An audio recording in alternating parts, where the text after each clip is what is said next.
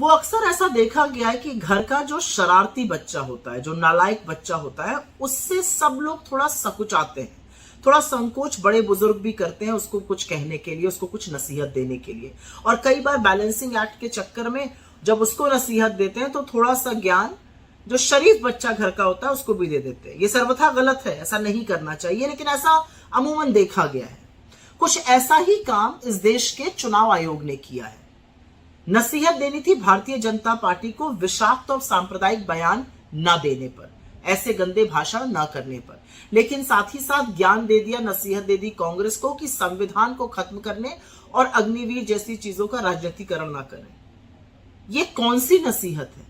ये लोकतंत्र है, और लोकतंत्र में अगर इस संविधान की बात नहीं होगी, संविधान को सशक्त करने की, संविधान को संबल बनाने की, संवैधानिक हितों की, संविधान को सर्वोपरि रखने की, तो चुनाव ही क्यों हो रहा है? असलियत तो यह है कि चुनाव भी इसी संविधान के निहित हो रहा है। जब बरेली में एक दलित को पीटा जाता है क्योंकि वो अपनी मर्जी से वोट डाल रहा है, या एक आदिवासी के सर पर बीजेपी का नेता पेशाब करता है, तो संविधान की याद दिलानी पड़ेगी ना, हकों की याद दिलानी पड़ेगी ना लोगों को।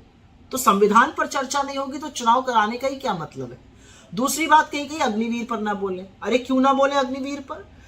यह देश दुनिया का सबसे युवा राष्ट्र है, और सबसे युवा राष्ट्र में 24 साल के लड़के को रिटायर किया जा रहा है।